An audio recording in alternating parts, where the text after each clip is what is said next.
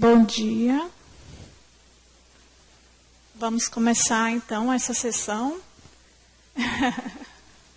Agradecer, né? Meu nome é Camila, eu acho que todo mundo aqui já me conhece, mas eu vou ser a moderadora dessa mesa, que vai falar sobre cuidados paliativos.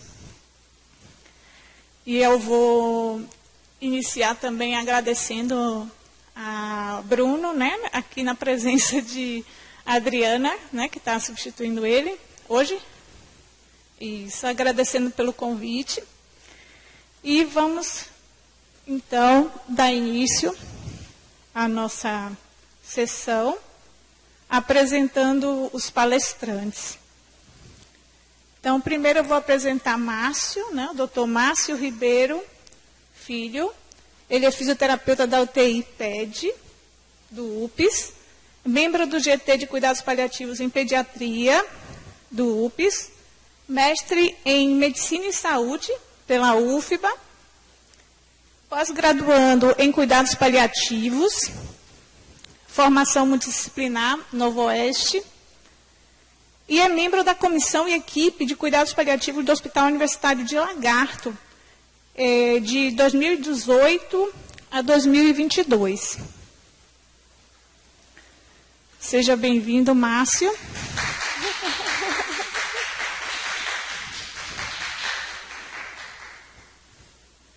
Ele que vai começar, mas eu vou apresentar a nossa segunda convidada também, que é a doutora Joyce de Santana. Ela é fonoaudióloga, especialista em disfagia e linguagem pelo Conselho Federal de Fonoaudiologia. Ela tem especialização em motricidade orofacial com ênfase em disfagia e fonoaufiologia hospitalar, especialização em preceptoria em saúde, aprimoramento em neonatologia, aprimoramento em autismo, fonoaudióloga do Hospital das Clínicas do UPS, UFBA, e preceptora da residência multiprofissional em saúde do Complexo UPS, UFBA. Então, vamos iniciar com o doutor Márcio.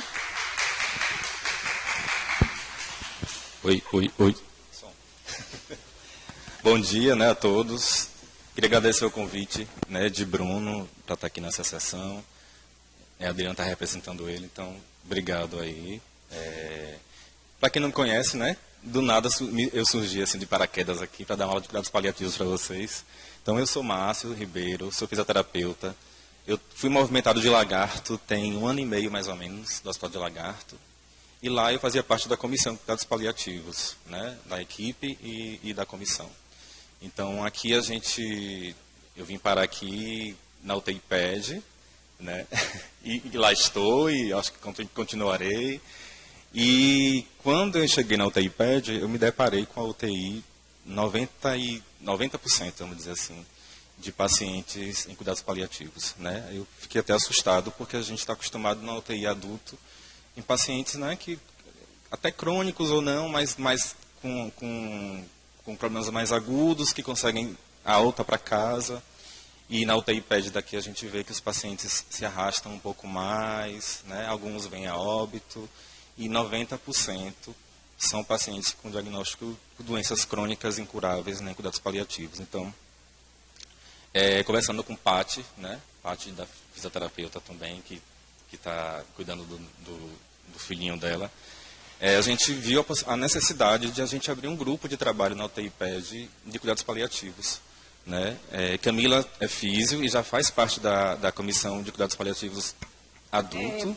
Então, até o início, nós estamos, né, até o início desse ano, eu ainda fazia parte, mas eu já pedi para sair. Então, provavelmente, porque eu não estou mais na assistência, né? Eu estou na unidade de gestão da qualidade e segurança do paciente. Então, provavelmente, eles devem abrir uma seleção para físio, né? E pode ser que abra para outras especialidades também. Então, como a comissão de adultos, né, a comissão do hospital em si, ela não tinha tanta, né, braço para estar na UTI PED, na pediatria, muita gente, né, Camila, eu creio eu que aqui tem muita gente para isso. A gente começou a pensar nessa possibilidade de um grupo de trabalho na UTI PED. E a gente iniciou esse grupo e talvez o grupo da pediatria entre na comissão de adulto. A gente não sabe ainda como é que vai ser isso, né? Mas a gente já começou alguns trabalhos lá, tá? Então a gente vai começar aqui falar um pouquinho, né? A gente está quase meio-dia, a gente vai falar de morte, né? Todo mundo com fome, todo mundo atendendo com fome, mas a gente vai falar um pouquinho, tá? Quem aqui já pensa na morte, tem medo de morrer? Roberta, você tem medo de morrer, Roberta?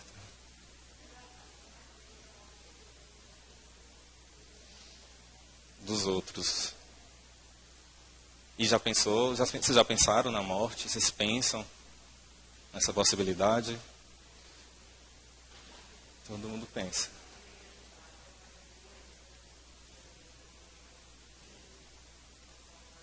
Natural. Dificuldades, né?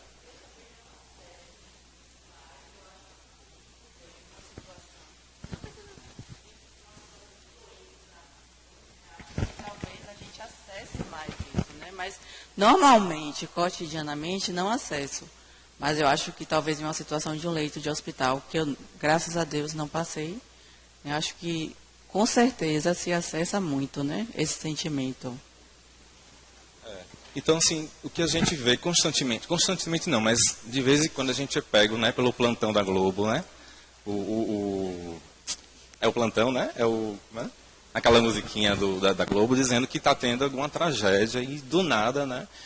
Mortes, né? Caiu o avião esses dias, a gente teve morte de Marília Mendonça, de Mamonas Assassinas, Ayrton Senna. Então, eram pessoas jovens, saudáveis, que do nada, né, perdeu a vida. Então, assim, a gente começa a refletir um pouco, né? E a gente pensar na morte não vai retardar ou adiar. Eu acho que a gente precisa ressignificar isso, né? De fato, assim, a gente começar a pensar na morte, no morrer, como é que a gente, né, vai deixar os nossos entes, quem tem filho, né, sempre pensar como é que vai ficar a questão financeira, enfim. Eu acho que a gente tem que se preparar e viver a vida, né, dia a dia, mais intensamente, de forma responsável, porque a gente não sabe o que vai acontecer amanhã, né? Então, a gente, nos plantões inclusive assim, a gente que está no hospital, a gente está dia a dia vivenciando a morte, né? Mas mesmo assim a gente não está acostumado ainda, ou não acha natural, ainda tem dificuldade. Imagine quem não é da saúde, né? Ainda, essa barreira ainda é maior ainda. E a gente vê muito essa frase assim nos plantões da gente, né? Hoje ninguém morre no meu plantão. Na UTI a gente vê muito isso, adulto principalmente. Aí segura o paciente na droga ativa e tal, para não morrer naquele plantão, né? Mas a gente precisa enxergar isso de forma mais natural, né? A expectativa de vida no Brasil tem aumentado, né? A gente tem observado isso. Aumentou para 74 anos, 11,8% da população é idosa. Consequentemente, vai ocorrer o aumento das doenças crônicas, né? A OMS estima 36 milhões de óbitos globais por doenças crônicas e são esperados 704 mil novos casos de câncer no Brasil para cada triênio, de 2023 a 2025. Né? Então, a gente precisa refletir aí e estar preparado. A gente, como profissional de saúde, se preparar para atender, né, esses pacientes mais crônicos, idosos. Na pediatria, né, a gente não é um evento que a gente costuma, né, ver ou querer ver. Né? Não é natural que uma criança morra antes dos pais. Né? Mas aqui no hospital a gente vê muito isso. Né? A gente acompanha muitas mortes, né, dos pacientes pediátricos, na UTI principalmente. Então, não é natural, mas é uma realidade, né, inquestionável. Nos Estados Unidos, aproximadamente 55 mil crianças e adolescentes entre 0 e 19 anos morrem anualmente. Um terço dessas mortes ocorrem no período neonatal, metade no primeiro ano de vida e um quarto entre 15 e 19 anos.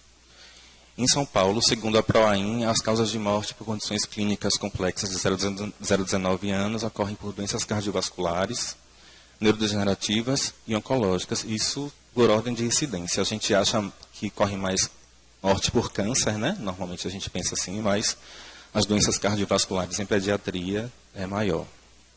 E as neurodegenerativas, né? Mas antes da gente entrar propriamente dito no cuidados paliativos, a gente precisa aprender ou saber como é que está aí na cabeça de vocês essas definições aqui, né? Todo mundo sabe o que é uma eutanásia, uma distanásia, uma mistanásia, uma ortotanásia? Não fique com vergonha se não souber. Todo mundo sabe todos os conceitos? Quem aí acha que... porque já está escrito ali, né? Mas cuidados paliativos entraria onde aí, nesses 4? Já está escrito, né? Na eutanásia. Então, a eutanásia é a antecipação da morte, né? Em alguns países ela é liberada, mas aqui no Brasil ela é vista como um homicídio, né? Na verdade, no Código Penal ela é vista como homicídio. A distanásia é quando a gente retarda a morte, né? Faz obstinação terapêutica, futilidade terapêutica. Então, é aquele paciente que não era para ser entubado e vai ser entubado, aquele paciente que não é para usar droga vasoativa e acaba usando. Então, a gente vai retardando mais ainda a morte desse paciente. A mistanásia é a morte social, né? Por motivos socioeconômicos, políticos, religiosos. Então, normalmente, aquela pessoa que é negligenciada, né, e morre por questões socioeconômicas, né? E a ortotanásia é a morte correta, no tempo certo, no tempo, né, como a gente fala que Deus permite, né, que as coisas encaminhem. Então a gente não interfere nesse processo de morte, né, no tempo do paciente.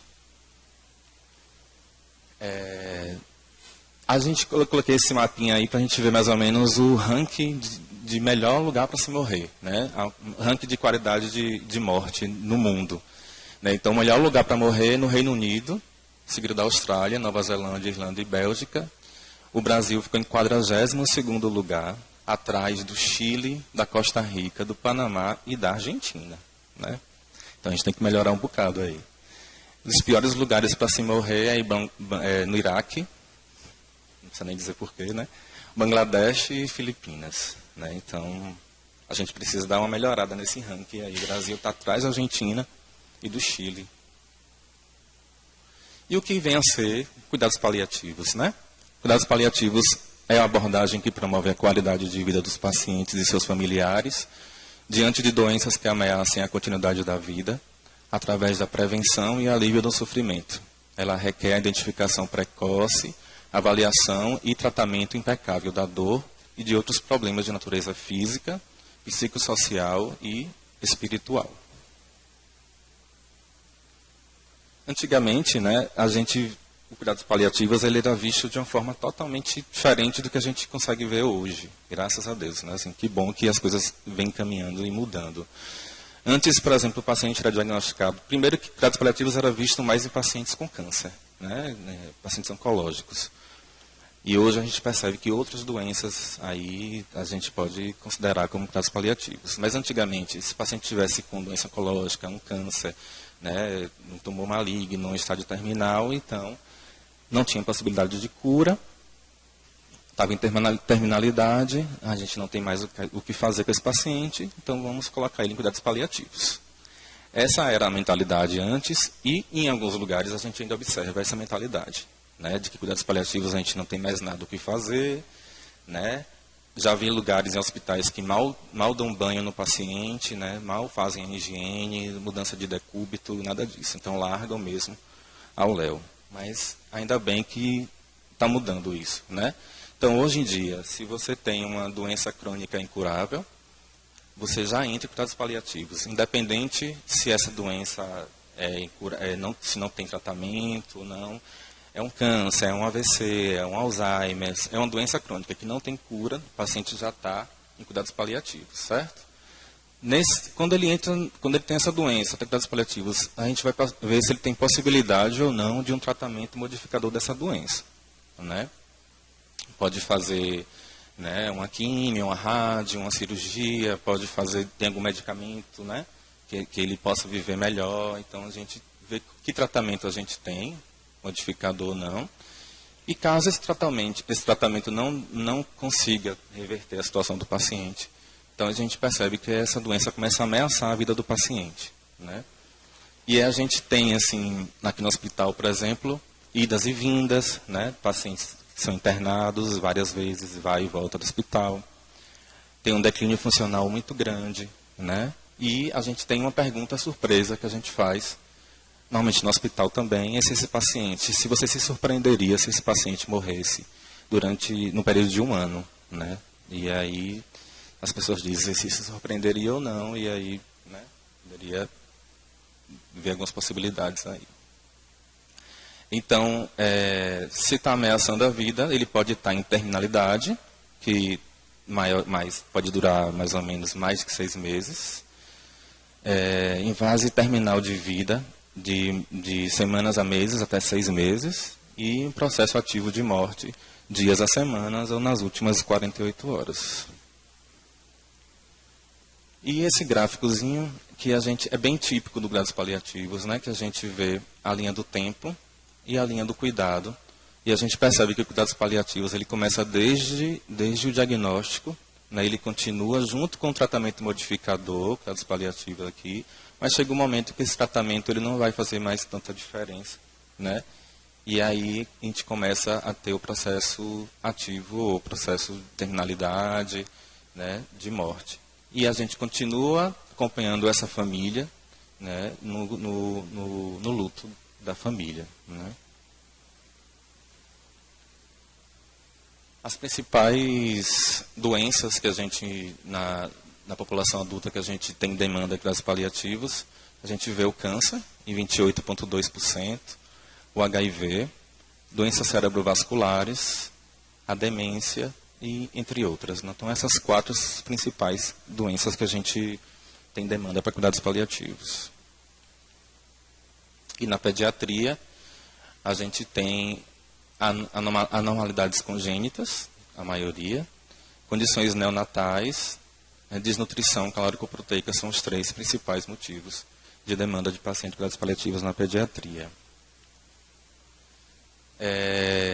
Com relação à faixa etária, né, a gente tem a maioria dos pacientes, 40% desses pacientes estão na faixa etária maior de 70 anos. Né? Você vê e na pediatria a gente tem 7% desses pacientes, no Brasil, no caso, tá, gente? Aliás, é no mundo isso, desculpa. 7% são pacientes pediátricos de 0 a 19 anos. Né? Então, a maioria são pacientes idosos com mais de 70 anos. E como é que está distribuído os serviços de cuidados paliativos no Brasil? Né? Nós temos poucos serviços. Aqui em Salvador, Camila, não sei se pode ajudar nessa informação.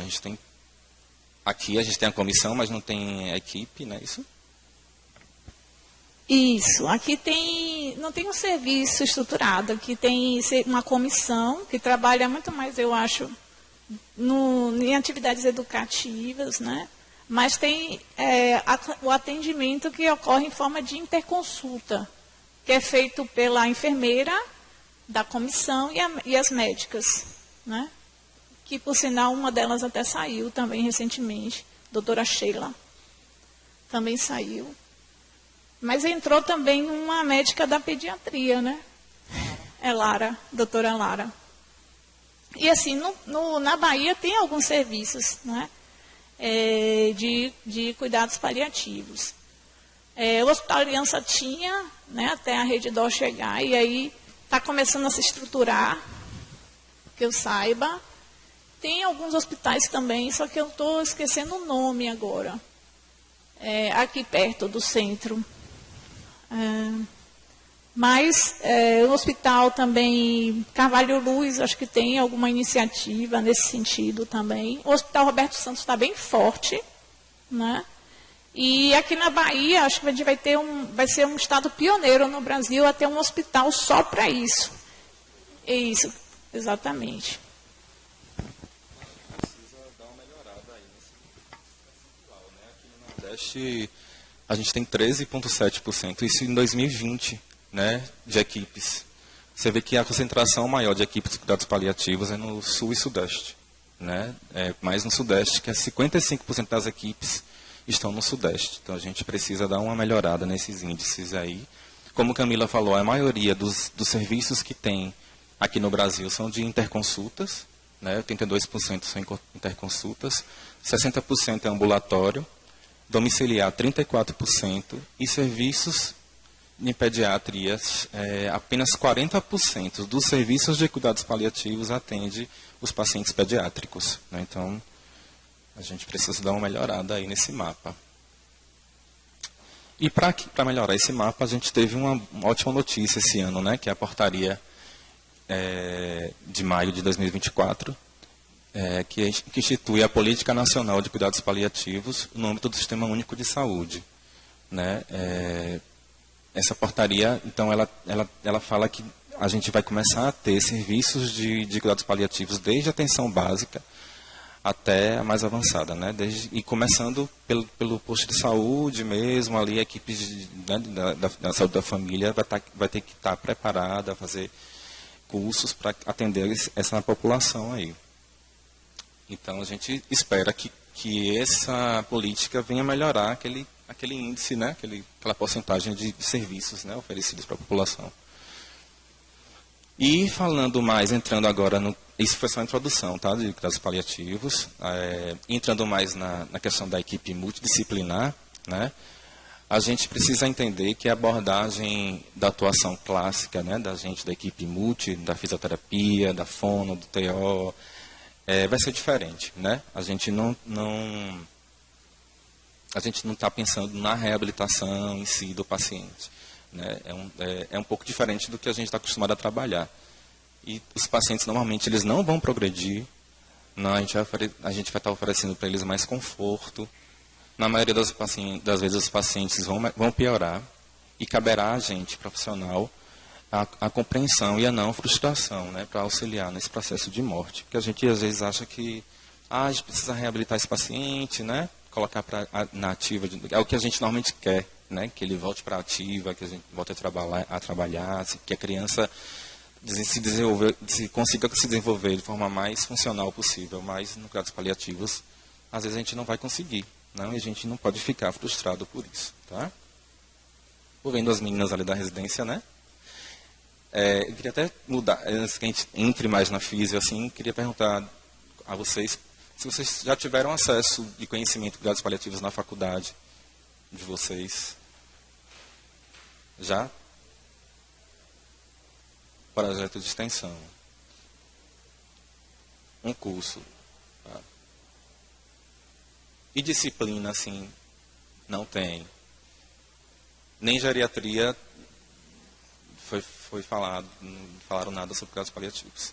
Então, é outra realidade que a gente precisa mudar para melhorar todo o processo, né? Não adianta a gente colocar uma política nacional se a base, né, do ensino, a gente não se fala de morte, de morrer, não se fala de cuidados paliativos, então a gente precisa mudar aí. A gente que alguns tem físios aqui, tem TOs que são professores, né, fonos que são professores, que precisam estar mexendo nisso aí, de alguma forma. A gente precisa mobilizar para que a gente comece a falar mais no meio acadêmico mesmo sobre cuidados paliativos, né?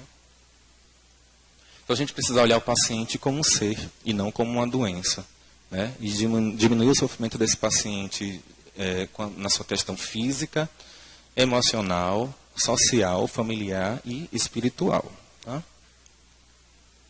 Então, a atuação do fisioterapeuta em cuidados paliativos, vou entrar um pouquinho aqui, teve uma resolução do nosso conselho, né, do COFITO, resolução de 27 de setembro de 2021, que ele reconhece a atividade do fisioterapeuta em cuidados paliativos como área de atuação própria da fisioterapia. Então, foi um avanço que a gente teve em 2021, né? E aí, que bom, né? E a gente começa... Esse documento foi elaborado, eu tive participação na elaboração dele, né?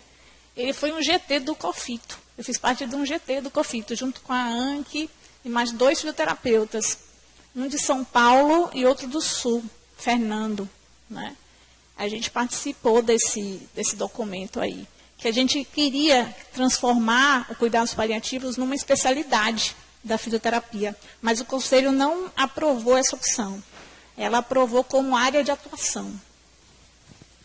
Mas já foi uma vitória, né? Avanço, né, Camila? Já é um avanço. Quem sabe a gente consegue, né, o título de especialização nas provas do Conselho, né? Quando a gente olha as principais sintomas, né, de pacientes com cuidados paliativos, as demandas que os pacientes trazem, a maioria deles é fadiga, fraqueza, dor, dispneia, ansiedade, dor, delírio, enfim. São sintomas que quando a gente observa esses sintomas aí, a gente se coloca, né? A gente como equipe, como é que dizem que a gente não tem o que fazer? Diziam e ainda tem pessoas que dizem que não tem mais o que fazer. Se a maioria dos sintomas a gente é quem, né, aborda e que a gente trabalha com os pacientes. Então, por exemplo, o fisioterapeuta mesmo, né? Pegando os princípios dos cuidados paliativos, que é comunicação, né? Então a gente pode trabalhar na comunicação tanto da família como equipe e paciente, né? Então a gente tem momentos de comunicação de má notícia que a gente pode estar atuando, certo? E existe treinamento para isso, existe escalas que a gente utiliza para comunicação. Funcionalidade, né? Um dos outros princípios dos cuidados paliativos é funcionalidade, é trazer maior funcionalidade possível para esse paciente até a morte, né?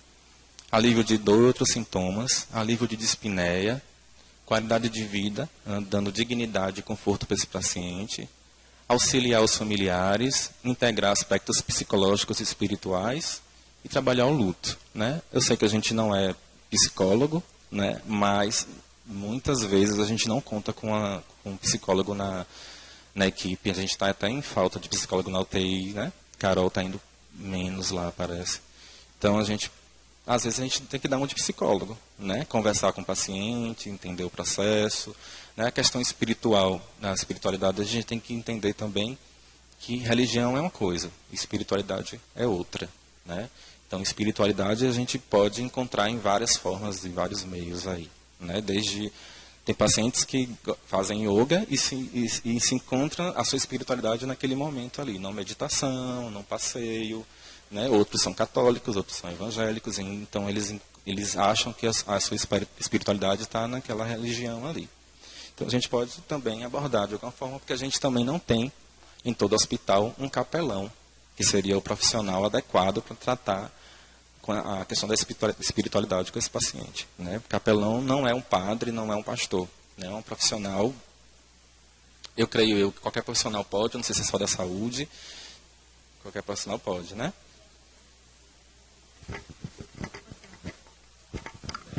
Eu acho que exatamente o que a gente precisa. Agora já foi criada uma comissão de espiritualidade.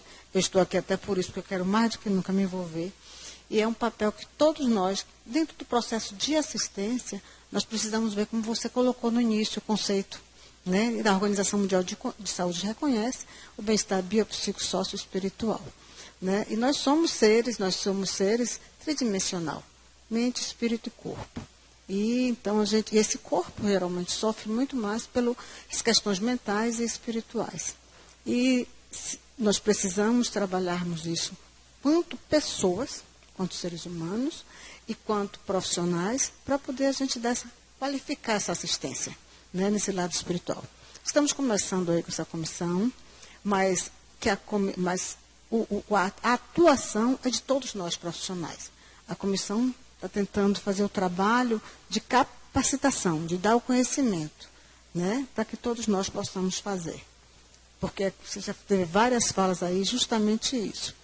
E na assistência não precisa ser o psicólogo, né? Somos todos nós. E eu digo que o principal é ter o conhecimento do que é a espiritualidade e ter respeito e amorosidade pelo outro. Eu acho que é a base de tudo. E aí a gente tem que ter alguns conhecimentos, realmente. Está tendo até um curso de espiritualidade aqui no hospital. Como é que está o horário, Joyce? 40? Então, a gente, né, essa figurinha né? A gente tem muito o que fazer, né? Com esses pacientes. Então, trabalhar a funcionalidade, autonomia, prevenir contraturas, deformidades, úlceras de pressão, promover orientação aos cuidadores, controle de sintomas, controlar a dor, dispneia, tosse, hipersecreção. E para a gente iniciar os trabalhos de fisioterapia na unidade paliativa, a gente precisa fazer uma avaliação detalhada, né? E a gente precisa colher os dados biográficos desse paciente, né? Porque, como a gente falou em um slide passado, a gente tem que ver esse paciente como um ser e não com a doença, né? Então, quem é essa criança, ou quem é esse senhor ou essa senhora, né? Quantos filhos tem, quem são seus filhos, o que é que ela gosta de fazer, né? Qual a sua religião. Então, tudo isso a gente precisa saber para traçar a biografia desse paciente, né? A gente precisa respeitar essa biografia, né, Camila? Saber a cronologia da doença e os tratamentos já realizados, saber se esse paciente tem uma diretiva antecipada de vontade, né? Se alguém não souber o que é isso, por exemplo, na identidade da gente, a gente coloca que a gente é doador ou não, né? Isso é um tipo de diretiva antecipada de vontade. Então, se às vezes o paciente está numa doença terminal e ele não quer ser entubado, ele pode fazer uma diretiva e dizer que não quer ser entubado, né? Então, a gente precisa perguntar à família, ao paciente, se ele tem essa diretiva, para a gente respeitar também a decisão do paciente. E a avaliação funcional. Isso tudo, com essa avaliação, a gente vai definir o plano de cuidados desse paciente. Então, a gente tem inúmeras escalas, mas as que a gente mais utiliza é a PPS, né? Ela vai de 0 a 100. Quando o paciente está com 50% de PPS, a gente pode dizer que ele está com risco, né? Em terminalidade. Abaixo de 40, então, já está em terminalidade, né? Tem a Karnofsky, tem a PPI, que é utilizada muito no câncer. Na PPI a gente consegue ter mais ou menos o tempo de vida desse paciente. Na pediatria a gente tem a escala de Lansky e tem a FSS, que de funcionalidade que a gente utiliza aqui no hospital também. Para se comunicar a gente utiliza o protocolo SPIKES, né?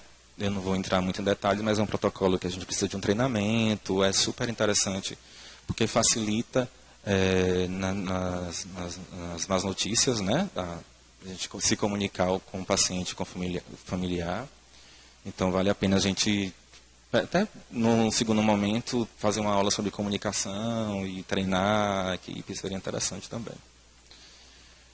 E como é que a gente, né, e vou entrar rapidinho só em algumas coisas, por exemplo, dor, né, que a fisioterapeuta atua muito na dor, né, e a gente precisa entender que o processo de dor no paciente de cuidados paliativos, ele é diferente de um outro paciente, né, e também, por exemplo, o processo de dor, quando você está num dia legal e alguém pisa no seu pé, né, talvez você, não, desculpa, tudo bem, mas se você estiver naquele dia, pé da vida, e aí pisa no seu pé, você vai reagir de outra forma. Então, em cuidados paliativos, a gente chama essa dor de dor total.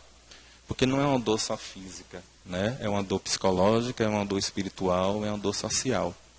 Aquele pai que está em cuidados paliativos, aquela mãe, ela vai pensar nos seus filhos, né? Perda do trabalho, preocupação financeira, preocupação com a família, a dependência dessa família com esse paciente. Então, isso tudo gera dor. A dor física que a gente, né, fisioterapeuta, terapeuta ocupacional está acostumado a lidar. A psicológica, né, depressão, ansiedade, alguma coisa apertou aqui que eu não sei o que é.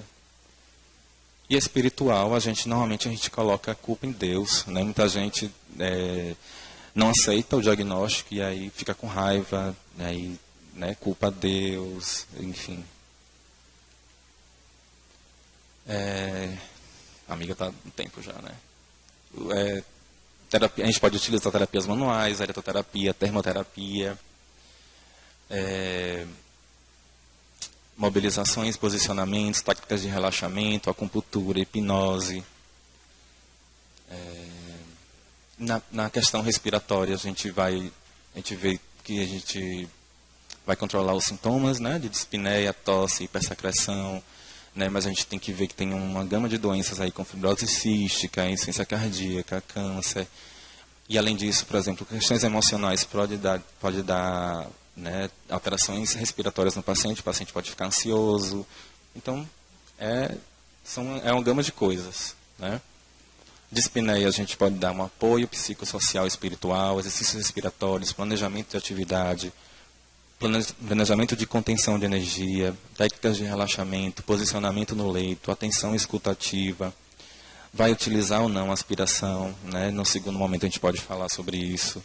VNI também, KNAF, vai entubar ou não, né? A gente acha às vezes que, inclusive aqui, a experiência que eu tive na pediatria aqui era isso. Eu achava um absurdo no adulto quando entubava, né? E mesmo precisando, porque era um evento agudo. Eu falava, meu Deus, entubar esse paciente, tem cuidados paliativos, não sei o quê. Era difícil de eu entender esse processo. Mas na pediatria eu comecei a olhar com outros olhos, e aí eu comecei a compreender quando a gente fala que pode entubar pacientes em cuidados paliativos, né, que a gente acha que não pode, de jeito nenhum. Mas se for um evento agudo, né, se aquele paciente está com uma doença neurológica, né, mas ele está com uma pneumonia, com um evento agudo, a gente vai sim entubar ele. Né? Lógico, a gente vai fazer uma avaliação interdisciplinar, médica, a equipe toda, e vai decidir isso conjuntamente. Vai entubar, vai melhorar aquela situação do paciente, estuba e ele continua com cuidados paliativos. Tá? Então, mas antes, para mim, no adulto, era mais difícil de compreender do que na pediatria. E como é diferente a atuação dos cuidados paliativos na pediatria para o adulto. Nossa, eu senti uma diferença assim tremenda. É muito diferente, né? Porque os pacientes paliados pediátricos, eles vão para casa, eles vivem, né, alguns muito tempo ainda, né, mais do que a gente imagina. E lá na pediatria, na UTI, a gente vê muito milagre acontecer, de fato, né, que a gente fala, né, dos milagres, né, porque do nada, tem uma alta hoje, quem é? Rayane da enfermaria. Rayane vai receber a alta. O prognóstico dela é de 2 anos de vida. Só que a gente, até um mês atrás, a gente achava que ela ia falecer aqui no hospital. E hoje ela vai de alta. Então, assim, é inexplicável. Criança é um processo assim, totalmente diferente de adulto. A gente tem que desmistificar um pouco a ideia de que todo paciente que tem indicação de cuidados paliativos é um paciente em final de vida. Que é uma coisa o paciente ter uma doença incurável, né? E que está fazendo o uso do tratamento modificador da doença para controlar a doença. Né? E ele pode viver muitos anos ainda. Um paciente que tem, por exemplo, uma insuficiência renal, um paciente que desenvolve uma demência, um Parkinson, ele pode viver muitos anos. É uma doença incurável, uma doenças neurodegenerativas. Então, ele pode viver mais de 10 anos, talvez muito mais do que a gente fica pensando, o paciente está em cuidados paliativos, o paciente já está morrendo. É porque a gente, como trabalha em hospital, a gente vê muitos pacientes morrendo em cuidados paliativos. Então, a gente tem essa ideia, né? Mas a gente tem que desmistificar isso. Então, os pacientes que têm doenças avançadas, e se tiver rígido, né? Se tiver uma boa funcionalidade, eles podem desenvolver, por exemplo, uma pneumonia e uma insuficiência respiratória e ter necessidade de um aparelho, né, de ventilação, uma prótese, ventilação mecânica, e depois sair, né, ser estubado e ir para casa. Oxigenoterapia, né, a gente tem aquela mania de, tá com dispneia, bota oxigênio. A gente precisa ter cuidado com oxigênio. Oxigênio é veneno também, né? Então tem que ser tudo bem pensado. A higiene brônquica, né? Aspirar ou não aspirar o paciente de cuidados paliativos, né? A gente sabe que a aspiração é um procedimento desconfortável, doloroso para o paciente, então a gente tem que analisar bem caso a caso. A gente está com um paciente lá na UTI, né? Pode falar nome? Tem um paciente lá na UTI que a mãe fica insistindo que a gente aspire o tempo todo, ele está com sangramento, e a gente não, tem que ter critérios para estar aspirando, mas ela fica, né, insistindo. Então, assim, tem que ter critério, né? Porque dá dor para o paciente e tal. Então é melhor às vezes posicionar o paciente melhor, aspirar menos vezes, né? Uso do VNI, né? Também a gente tem que ver se esse paciente vai tolerar essa máscara. O paciente nunca usou a máscara, tem cuidados paliativos, vai usar a VNI, né? Se ele vai tolerar essa máscara, vai incomodar ele.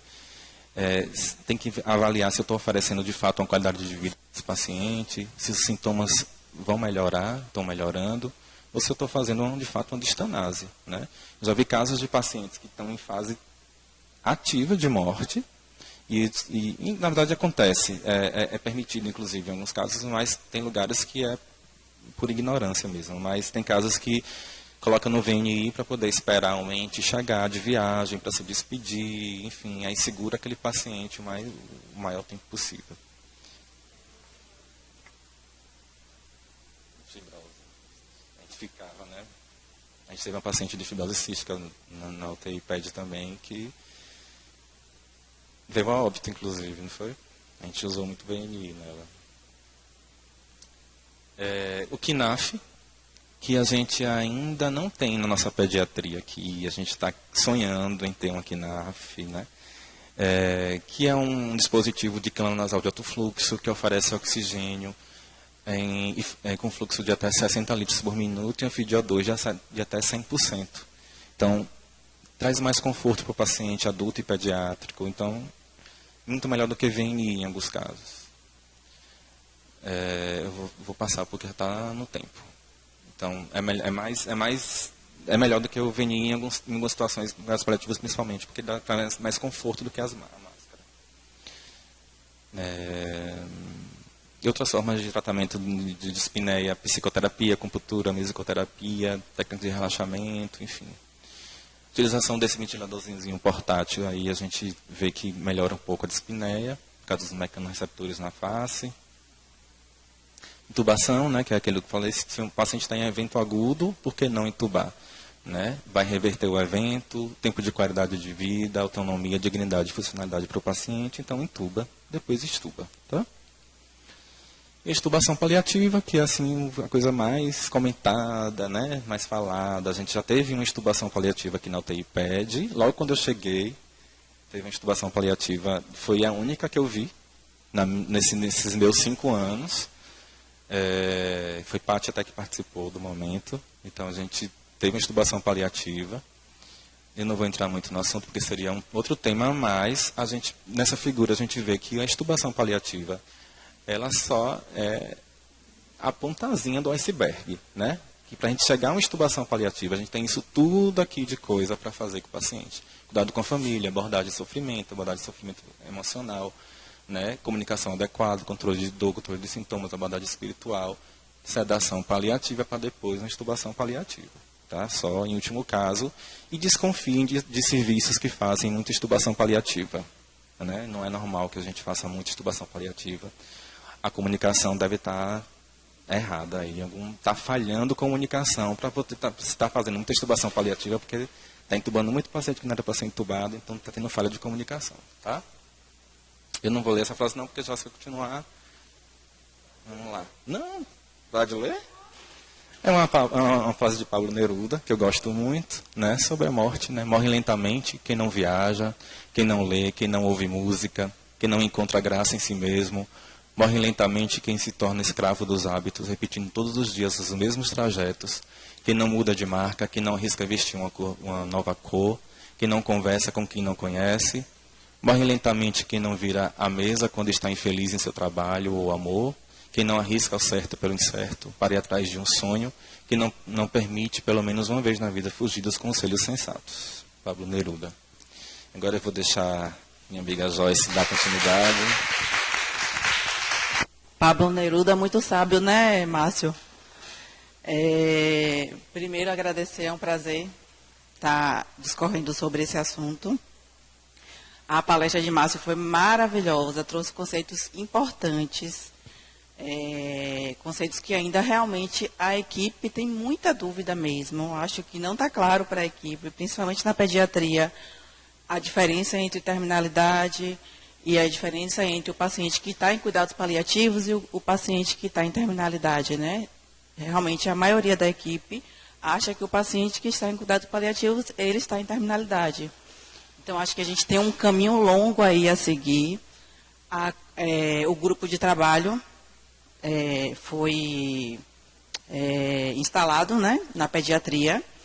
Mas, assim, desde 2005, quando eu formei, que eu venho já em contato com esses pacientes no home care e depois no hospital. E a gente lidar com a paliação já desde quando o mundo é mundo, né? E agora com as leis, né, os consensos, a gente tem a atuação de forma efetiva dessa equipe de cuidados paliativos. E agora, mais recentemente, os cuidados paliativos pediátricos aqui no hospital atuando de forma mais efetiva, que é a colega Larissa, que está dentro desse grupo, mas ela está de férias e aí tive essa missão de representar a atuação fonoaudiológica nos cuidados paliativos pediátricos, tá? E aí eu trago essa foto. Eu trago essa foto que eu gosto bastante, né? Uma conexão bem ativa com esse paciente na UTI pediátrica, né? E aí eu vou trazer uma atuação mais clínica dos cuidados paliativos na fonoaudiologia. Então foi bem legal que Márcio complementou bastante com esses pontos importantes de esclarecimento relacionado às questões teóricas. E aí eu trago o conceito que Márcio já trouxe, né, que a OMS traz, e eu acho bem interessante essa questão da prevenção e do alívio do sofrimento, né, pela identificação precoce, avaliação, tratamento da dor e outros problemas físicos, psicossociais e espirituais. E a resolução do Conselho de Fonoaudiologia, né, regulamentando a atuação do fonoaudiólogo em cuidados paliativos em 2016 e em 2021. E aí eu trago pontos importantes, né, que essas resoluções trazem, né? O papel do fonoaudiólogo em cuidados paliativos deve compreender o cliente e a sua família, e aqui tem, nos cuidados paliativos pediátricos, a gente tem a díade, né, a mãe, o pai, a mãe, a criança, o pai, o familiar, então muito mais ativo nesse processo de paliação, né, desse processo de progressão da doença, de paliação mesmo desses pacientes, dessas crianças. Então, a família e o cliente como centro gerador das decisões, informando-lhes claramente sobre o quadro clínico, propiciando-lhes dignidade e respeito. Eu acho que essa é uma missão que a gente tem, né, de proporcionar dignidade e respeito a essas famílias e a esses pacientes, a essas crianças.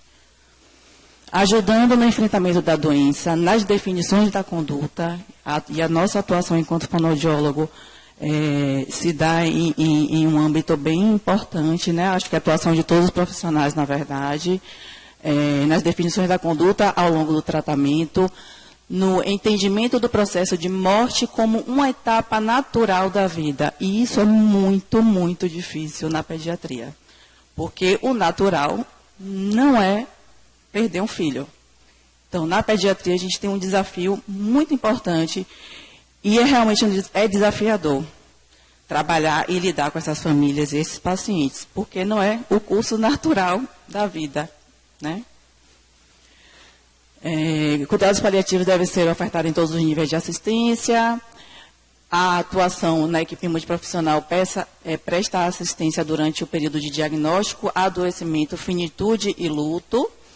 A atuação do fonoaudiólogo, nós devemos discutir com a equipe multi sobre prognóstico, plano de cuidado, tomada de decisão compartilhada com as competências fonoaudiológicas. Também o fonoaudiólogo que atua nessa área deve fornecer suporte, acolhimento, informação, orientação e aconselhamento aos clientes, cuidadores, representantes e responsáveis legais. E o fonoaudiólogo também vai estar habilitando e reabilitando os aspectos fonoaudiológicos sempre que possível. Então, isso aqui é importante, ó, sempre que possível. É o que Márcio trouxe durante toda a apresentação dele, né? Muitas vezes não vai ser possível a reabilitação, mas muitas vezes também poderemos habilitar e reabilitar esses pacientes também. E sempre que possível, aumentando-lhes a independência, de maneira segura e prazerosa, com a atuação desde o diagnóstico inicial da doença até a sua terminalidade. E aí nós temos a atuação da fonoaudiologia nos cuidados paliativos, tendo um dos pilares principais, a alimentação e a comunicação, conforto e segurança, cliente, família e cuidadores, e aí nós temos a díade, né, a atuação com a família dessa criança, prevenir complicações, humanização e atuação na equipe multi, nessas tomadas de decisões em tudo que foi falado. E aí eu trago para vocês um artigo, né, esse estudo ele foi realizado em uma pesquisa transversal, foram entrevistados 52 fonoaudiólogos, utilizando esse checklist. Esse checklist tinha 40 itens abrangendo 4 domínios: informação demográfica, informação sobre o número de casos que esses fonoaudiólogos atenderam, prestação de serviços, formação e educação. E foram de fonoaudiólogos desses países. E aí a gente vê, né, a maioria da atuação e da formação desses fonoaudiólogos em alimentação e deglutição, comunicação alternativa e linguagem e fala. E o que foi observado também, que essa atuação se dá mais em questões em desordens genéticas, oncológicas e em questões neurológicas, em doenças neurodegenerativas, que é a maioria das doenças que a gente atua nos cuidados paliativos pediátricos. Né? E aqui, por exemplo, no ambulatório, que eu faço parte, que é o ambulatório de doenças de neurogenética, a nossa atuação se dá muito mais por essas doenças doenças progressivas, né, neurodegenerativas, genéticas. É a população que a gente mais atua aqui no hospital, no ambulatório e na UTI também. Né? Na UTI, nas enfermarias, enfim. É a maioria da nossa população e do nosso perfil. E aí o que é que eles colocaram como barreira? Compreensão limitada do papel do fonoaudiólogo na equipe e financiamento e recursos limitados também para essa atuação. Muitas vezes a gente atua dentro da equipe, mas a gente, por exemplo, Larissa, que agora está no grupo de trabalho, ela atua Márcia também, né? Atua na assistência e no grupo de trabalho. Então, a gente não consegue fazer essa atuação de forma efetiva de estar só atuando nessa equipe. Eu acho que isso também é uma barreira, né? E os facilitadores, colaboração da equipe multidisciplinar e o apoio da equipe médica.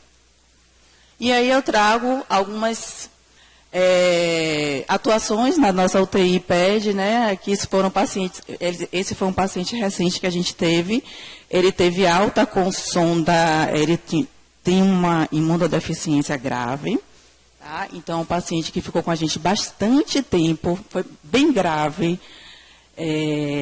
ficou em nutrição parenteral durante muito tempo, desenvolveu um distúrbio alimentar pediátrico, foi uma atuação bem difícil, mas toda a equipe se imbricou muito nesse caso, né? Então, tivemos várias atuações com esse paciente. Atualmente, ele teve alta para casa com sonda naso, não foi realizado gastrostomia nesse paciente, e ele volta mensalmente para infusão da imunoglobulina. Ele vai voltar agora, terça-feira, se eu não me engano, dia 3, e provavelmente vamos desmamar essa sonda dele, mas ele foi para casa de sonda. Isso foi uma tomada de decisão que foi feita com toda a equipe, né, de não realizar essa gastrostomia, ele ir para casa de sonda, e em casa ele está comendo. Vocês vão ver vídeo, a mãe me enviou essa semana a vídeo dele comendo, almoçando, comendo biscoito. Então, assim, muitas vezes a nossa atuação vai estar imbricada nessa decisão do paciente ir para casa com a sonda naso. E a equipe banca isso para que esse paciente não seja mais invadido do que ele já está. E aí, aqui foi batizado, a mãe queria muito batizar, como eu disse, era um paciente foi um paciente que teve um quadro clínico muito grave. Então, ele teve, em diversos momentos, com complicações clínicas importantes, e a mãe queria muito batizar ele. Foi realizado esse batizado no leito, né? A família toda veio, a equipe participou, e foi um momento bem importante para essa família. E também era um paciente que a equipe definiu em fazer passeios diários não é, mas assim, periodicamente com ele, porque era um paciente que desenvolveu um hospitalismo bem importante. Então, era muito irritado, choroso, não tolerava toque.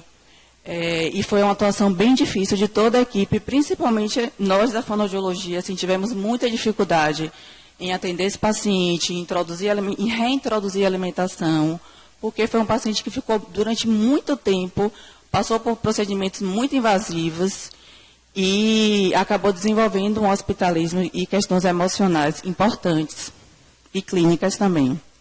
E a gente saía com ele, a fisioterapia, a terapia ocupacional, a fono, né, para fazer passeios no sol, para ele pisar na grama.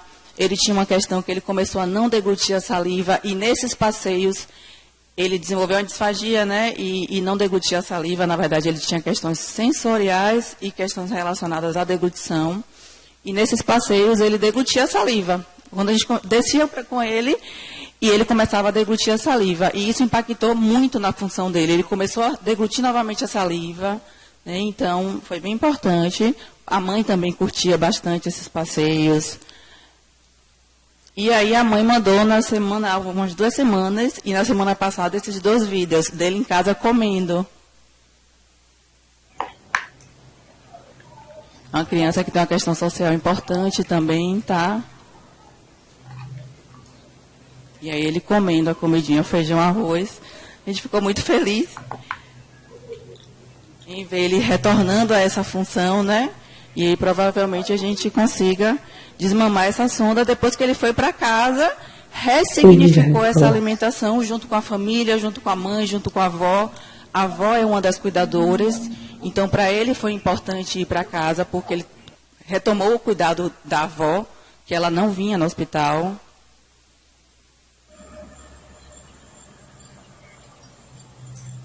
E aí ele comendo biscoito com dificuldade, né, com relação à coordenação motora. Gordinho, né, Thaline, gordinho.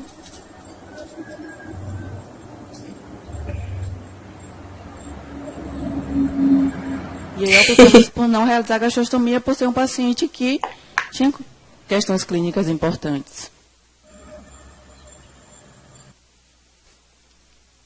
Essa foi outra bebezinha que fizemos o aniversário dela, foi no hospital, ela fez 1 ano, ela ficou bastante tempo com a gente também, uma bebê prematura extrema, que infelizmente foi a óbito no domicílio, mas ela teve alta em ventilação mecânica, com home care, e recentemente recebemos a notícia de que ela foi a óbito no domicílio.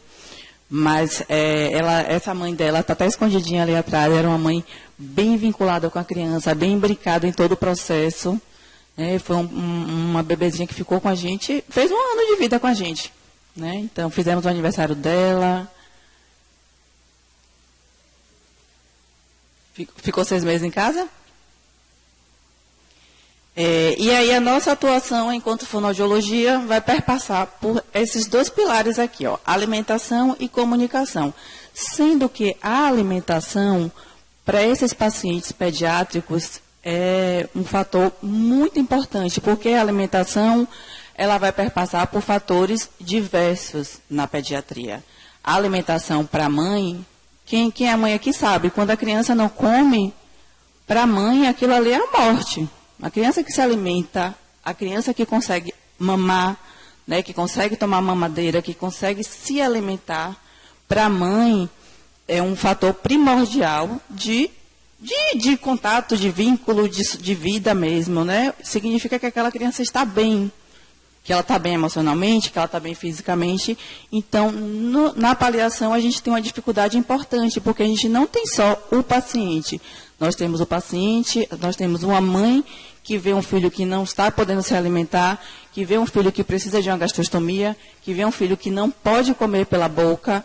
Então, muitas vezes, a nossa atuação não vai se dar em reintroduzir essa alimentação, mas vai se dar em proporcionar um prazer alimentar, proporcionar que esse bebê ele vá para o seio, mesmo que seja uma mama vazia, que ele tem uma disfasia grave e não pode fazer um volume, mas que com essa mama vazia ele tenha o contato pela pele a pele, que essa mãe possa ter esse momento de prazer com a criança, né? É um picolé, é um pirulito, é algum alimento que a criança goste, né? Que traga uma memória afetiva para essa criança, para essa mãe.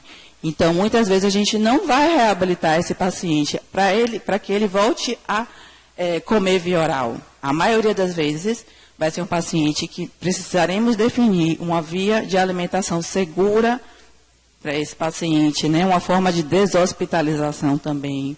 Então, tem questões bem específicas relacionadas a essa atuação. E a comunicação, né? Introdução, a adaptação de uma prancha de comunicação, proporcionar uma adaptação de uma válvula de fala para um bebê. Muitas vezes a mãe ouvir o choro desse bebê é muito importante para ela. Né? Um bebê que tem uma traqueostomia, que ele não consegue fonar, ela não consegue ouvir o choro. Então, proporcionar muitas vezes uma adaptação de válvula de fala para que essa mãe tenha essa questão de conseguir ouvir a voz do bebê, o choro do bebê, ou na criança maior, que essa criança consiga falar e se comunicar. E aí eu vou trazer um pouco da experiência no ambulatório, né? No ambulatório de doenças neurodegenerativas daqui do UPS, e um pouco da nossa experiência do ponto de vista de indicação da via alternativa, né, de atuação nessas doenças neurodegenerativas, nessas doenças progressivas. E aí eu trago esses 2 artigos, um consenso e uma revisão de literatura, e outro artigo também. Vai ser o que eu vou trazer, vai ser baseado nessas 3 referências, tá? Então, com a atuação nesses pacientes, a gente tem que avaliar fatores de risco para problemas alimentares, sendo que o que a literatura traz essas avaliações devem ocorrer em intervalos de 3 a 6 meses. A avaliação fonoaudiológica perpassa por questões relacionadas à disfagia e risco de aspiração. A avaliação instrumental também como uma ferramenta de avaliação dessa deglutição, dessa alimentação desses pacientes, e essas reavaliações ocorrendo em intervalos de 3 a 6 meses e se mudanças significativas em intervalos menores. Então, a gente, no ambulatório, avaliamos esses pacientes geralmente de 3 a 6 meses, quando o paciente já está em um estágio mais terminal, né, em que ele perde mais a funcionalidade. Essas avaliações ocorrem em menos tempo, em 2 meses, de mês em mês, a depender do paciente. E aí a literatura traz também essa alteração relacionada aos distúrbios neuromotores da fala, entrando a disartria e a apraxia de fala, porém ainda precisamos de estudos formais com essa população, né? Então, esses estudos foram realizados com pacientes com leucodistrofia,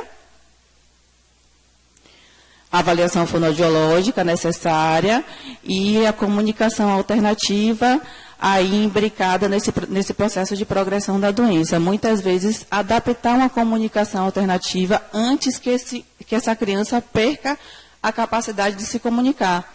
Né? Como vemos essas crianças periodicamente, muitas vezes a progressão da doença é tão rápida que eles acabam perdendo essa capacidade, seja pela disartria, seja pela apraxia de fala, ou seja pela progressão da doença mesmo, né? Então, quando eles voltam, eles já não têm mais essa capacidade de comunicação. Então, muitas vezes, fazer um trabalho preventivo para que essas crianças consigam se comunicar e manter a funcionalidade. Porque na leucodistrofia, que é o caso da literatura que eu trouxe, muitas vezes são crianças que mantêm um cognitivo bom, né? Mantêm preservado a cognição. E muitas vezes eles perdem a comunicação antes de perder essas questões cognitivas, antes de perder essa funcionalidade. E aí, qual o melhor momento para indicação da via alternativa de alimentação? Né? Quando indicar, já que esses pacientes, eles evoluem com progressão da doença. Né? Em que momento nós podemos, é seguro indicar, em que momento é uma decisão que é tomada com toda a equipe?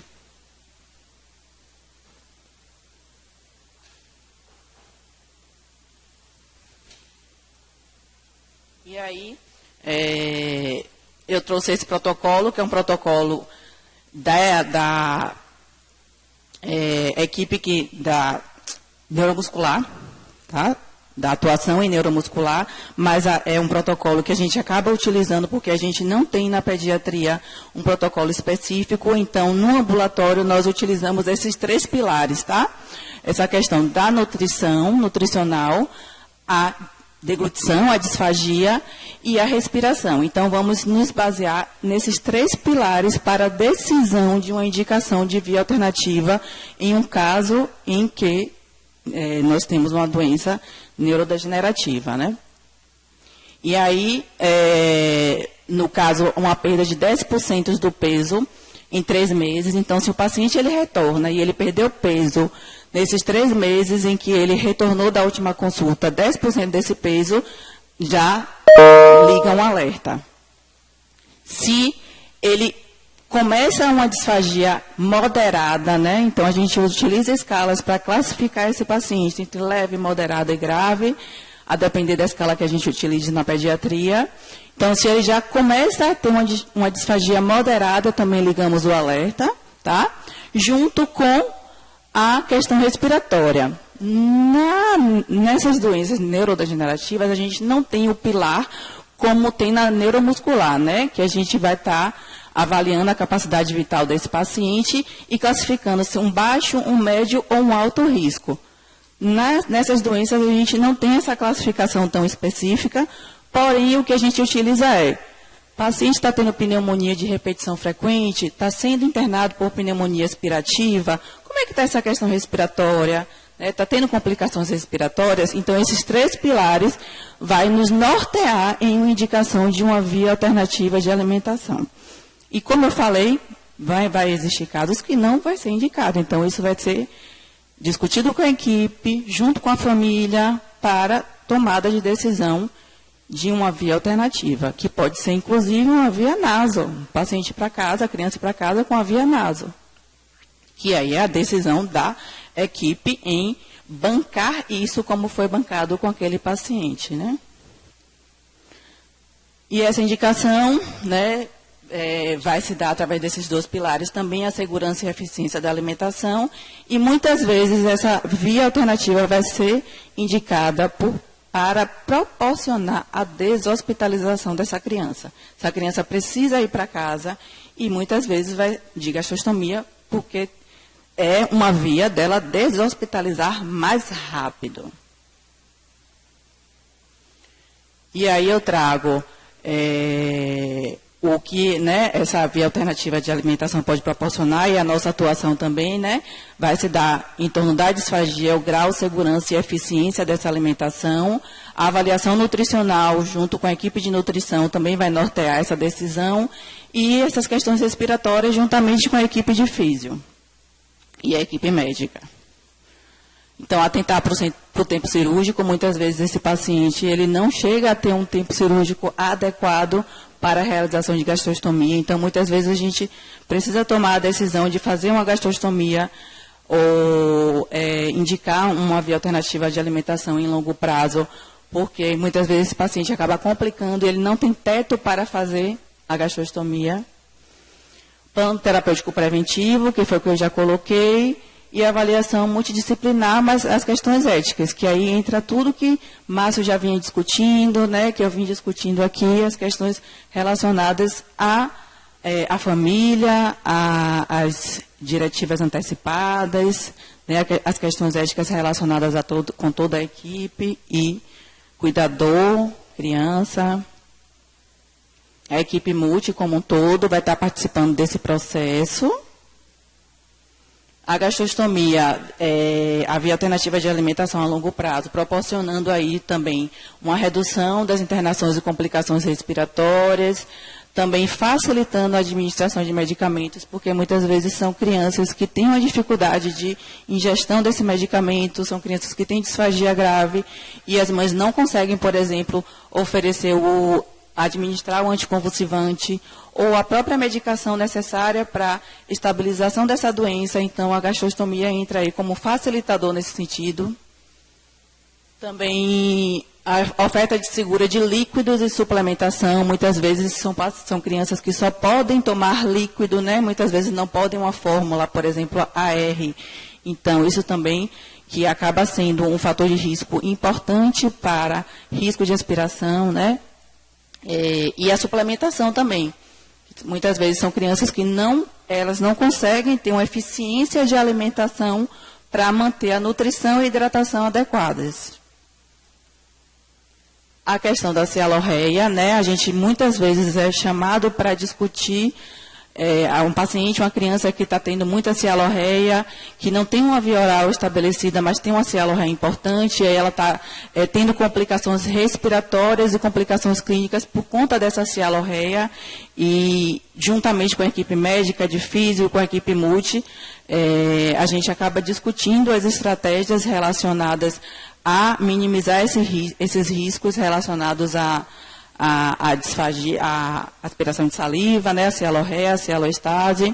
E aí eu trouxe o que esses artigos que eu trouxe para vocês, né, eles colocam o tratamento de primeira linha, a fonoterapia, glória a Deus, reconhecidas, né, meninas?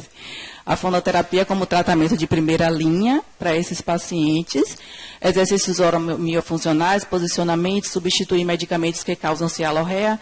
Muitas vezes são crianças que estão em uso de anticonvulsivantes que proporcionam um aumento da cialorreia, da secreção, tratar refluxo gastroesofágico, avaliação da odonto, muito importante, né? Muitas vezes são crianças que têm questões relacionadas à cavidade oral,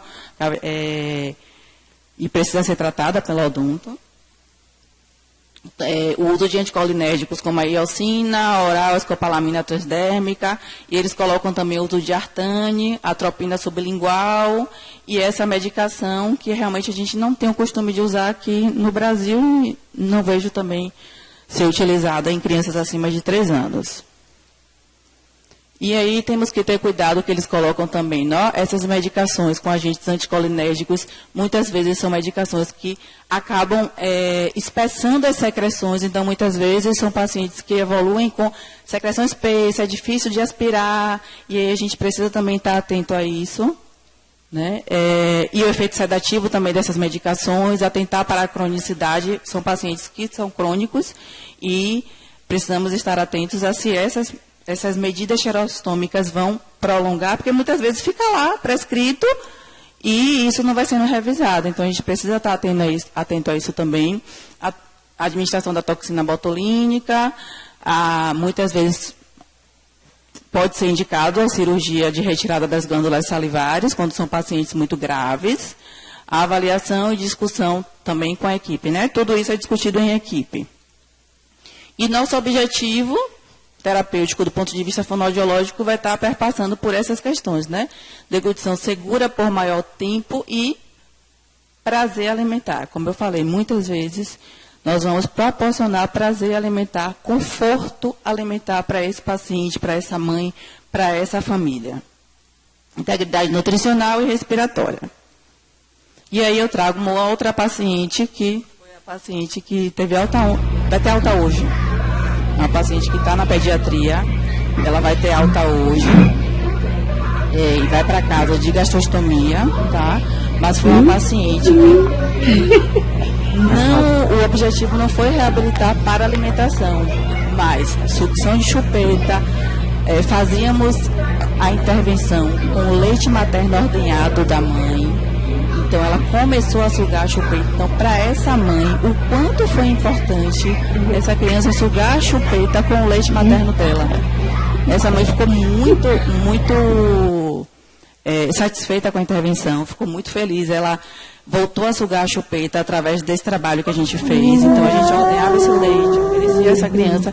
E, atualmente, essa criança ela está em progressão de doença, né? Em progressão ativa de doença. E fez a gastrostomia, vai ser deshospitalizada, junto com a equipe uma equipe multiprofissional de atendimento domiciliar, né? E atualmente o que a mãe solicitou e pediu, assim, de forma meio que desesperada mesmo, a gente via no olhar dela, o olho dela enchia de lágrimas, ela pedia, eu quero colocar minha filha no peito. Ela pede, quando a gente colocava ela no colo, ela abocanhava o seio da mãe na roupa. E ela falava, Joyce, falava para mim, para a residente, eu quero colocar minha filha no peito. Isso foi discutido, inclusive, com a doutora Lara, e definimos liberar o seio materno para essa criança. A mãe não tem leite mais, né, é uma mama vazia, e começamos a colocar e proporcionar esse contato pele a pele, proporcionar para essa mãe, né, esse momento E a gente começou a colocar. Isso foi, essa semana, foi anteontem, né? Esse vídeo que eu fiz. Ela abocanha o seio da mãe, mas ela não faz mais o movimento de sucção. Mas ela se acalma, a mãe também, né, se acalma, é um movimento de vínculo, de prazer entre elas, que é o que a gente pode proporcionar para essas crianças e essas famílias. Então, muitas vezes, o pouco é muito, e significa muito para essa família. E para essa mãe, principalmente, que é uma mãe bem brincada, bem vinculada. Tem uma questão social importante, tem uma questão de dinâmica familiar bem importante, né? O pai culpa ela, né, pela doença da filha. Então, assim, é uma dinâmica familiar bem difícil. Ela tem uma síndrome, que é uma síndrome com expectativa de vida de 2 anos, né? Então, ela vai para casa, vai seguir o curso natural dela, mas para ela ser deshospitalizada, precisamos fazer uma gastrostomia. E aí, é isso que eu queria trazer para vocês, tá? Essa frase aqui, que eu amo usar essa frase, aqui algumas pessoas do ambulatório, umas já saíram, mas aqui doutora Emília, eu, a Efigênia nutricionista. A fisioterapia, salvo engano, só está atuando na sexta-feira, eu atuo na quarta. Estou sem fisioterapeuta no momento, precisamos de um fisioterapeuta, encarecidamente. TO também a gente não tem no ambulatório. E aqui a nossa equipe de fonoaudiologia. E acho que essa foto eu gosto sempre de trazer, porque representa muito, né?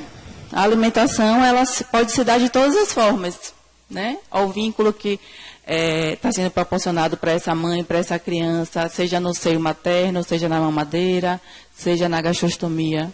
Então, palavras ditas com afeto têm o poder de ecoar sobre a gente por tempo indeterminado. Então, que isso seja, que essa seja uma premissa, né? Essas famílias, essas crianças precisam desse olhar, um olhar diferenciado, um olhar que muitas vezes vai perpassar pelas limitações, nossas limitações enquanto seres humanos e enquanto profissionais, né? Muitas vezes a gente vai ter que lidar com nossas limitações enquanto profissional mesmo, e isso é difícil para a gente. É difícil, enquanto terapeutas, entender que muitas vezes o nosso papel não vai ser reabilitar. Vai ser tudo que a gente discutiu aqui na apresentação, tanto de Márcio como o que eu vim trazendo. Então, a gente tem que estar preparado, realmente precisa de formação, grupo de trabalho, estudo, acho que o que eu acho mais importante é formação psicossocial, espiritual, e não só teoria, né? Então, é isso, gente. Obrigada.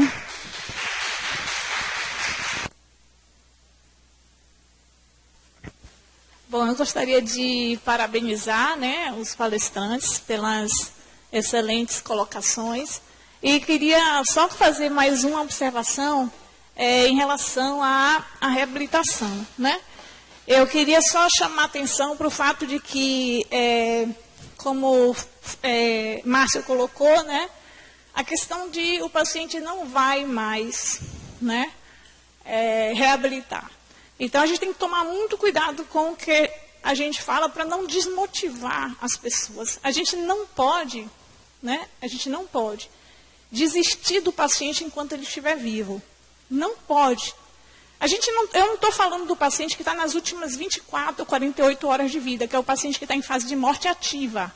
Aquele paciente que está em fase de morte ativa, eu não vou levantar ele, não vou colocar em pé. Ele está em coma muitas vezes, né? Mas o paciente que está em fase final de vida, nas últimas semanas, o paciente que está nos últimos meses, né, a gente pode e deve estimular esse paciente, né? Então, sentar com esse paciente, quando ele tem indicação para tal, né, tentar levantar esse paciente. Eu acho que a palestra da Fono mostra isso também, né? Aquele paciente, ele retoma uma função, né? Mesmo que, o que é não reabilitar, né? Eu chamo a atenção, é o seguinte, o paciente pode melhorar. É isso que eu quero dizer. Ele pode não conseguir sustentar a melhora, mas ele pode melhorar. E esses pequenos ganhos desse paciente fazem muita diferença tanto para o paciente, para a qualidade de vida dele, como para a família. Então, a gente não pode, né, em especial aqui as residentes, né, nunca se desanime porque o paciente está em cuidados paliativos, porque eu vejo muito isso, eu vivi isso muito na prática. Né? Ah, o paciente está em cuidados paliativos, para que eu vou sentar esse paciente? Né? O paciente não está morrendo, gente. Você perguntou para ele se ele quer sentar? Né? Às vezes, uma sessão de fisioterapia, eu falava muito para a estagiária, quando as meninas ficavam comigo, uma sessão do paciente que está em cuidados paliativos nos últimos dias, nas últimas semanas, às vezes você gasta aquilo levando o paciente, por exemplo, para a varanda, transferindo esse paciente para a cadeira de roda, levando ele para a varanda, para ele poder sair do quarto, do ambiente do quarto, do leito, né? Então, e conversar melhor com a família, interagir num ambiente mais saudável. Às vezes uma sessão, e essa sessão a família fica super feliz, o paciente fica super feliz. Você não consegue evoluir muito com esse paciente, mas o pouco que a gente faz é muito para eles. E a gente tem que ter essa consciência. Eu já tive algumas situações de alguns pacientes aqui. O paciente estava em cuidados paliativos, estava com fase avançada de doença, mas o paciente dizia que queria sentar. Ele manifestava a vontade de sentar. A família toda na expectativa. O paciente cheio de problemas, né? A gente sabe, estava com a doença avançada. E aí, vamos sentar esse paciente, né? Vamos pedir ajuda para sentar esse paciente. Ele sentou, a família ficou super feliz, o paciente sorriu, né? A família fez selfie, ligaram, fez videochamada. Então, assim, é um momento só. Pode ser que ele não consiga sustentar isso, né? Muito tempo. Mas valeu a pena. Certo? Eu posso ficar meia hora com esse paciente para sentar ele, né? Porque ele está cheio de dispositivo. Mas vale a pena. Na UTI não é feito isso? Né? Por que na unidade de internação não faz? Não se faz. A gente precisa estimular esses pacientes. Então, não desistir desses pacientes. E outra coisa, a gente tem ótimos instrumentos para prognóstico de pacientes em cuidados paliativos, mas a gente não tem certeza nenhuma. Eu já tive pacientes, por exemplo, eu já trabalhei na Florence, a gente tem um paciente em coma, com metástase cerebral. Esse paciente acordou um dia, a gente conseguiu sentar ele. Ele tinha massa muscular, ele conseguiu ficar em pé para transferir para a cadeira de rodas. A gente levou ele para a varanda, para o quintal, que lá na Florence tem um jardim, né? Então o paciente passou, ele não falava, não conseguia falar, mas ele passou um dia inteiro com a família, praticamente. E ele morreu alguns dias depois. Mas todo mundo achava que ele não ia mais, que ele estava nos últimos dias de vida, né? E realmente ele morreu, mas assim, ele acordou, imagine. O paciente acordou de um coma. E teve um outro paciente que eu acompanhei também, um paciente com câncer de cabeça e pescoço, que internou para morrer. E o paciente recebeu alta andando. Né? Com todos os instrumentos que a gente tem para prognóstico, a gente não tem como precisar isso. A gente precisa ter essa noção. Né? E não desistir do paciente. A gente tem que fazer, né, a nossa parte também, do ponto de vista de estímulo motor. Não somente controle de sintomas, que é importante, né? E tudo isso faz muito bem, tanto para o paciente, como para a família desse paciente. Então, essa é a mensagem que eu queria deixar, né? E parabenizar também, novamente, os palestrantes. E é isso, gente. Essas meninas, a gente precisa realmente de mais, né, formação em cuidados paliativos, desde a graduação.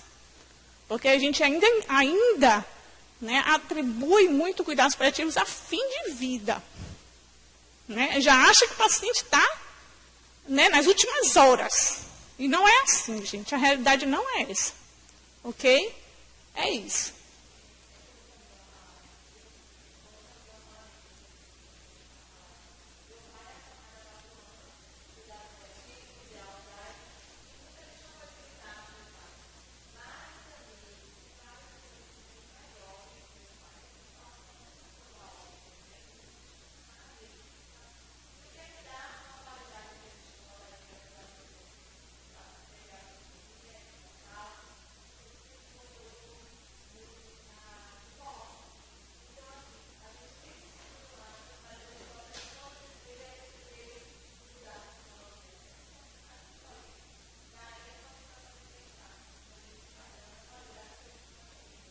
Exatamente, dentro daquilo que é possível, né?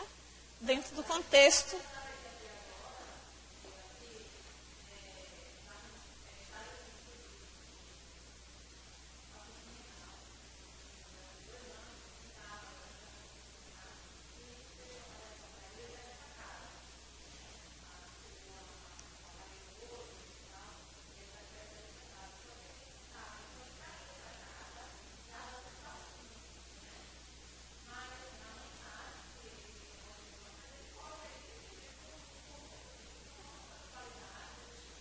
É sempre estimular isso que eu quero colocar, né? Nunca desistir do paciente enquanto ele estiver vivo, enquanto ele tiver vontade, né? A gente vai estar do lado desse paciente, né?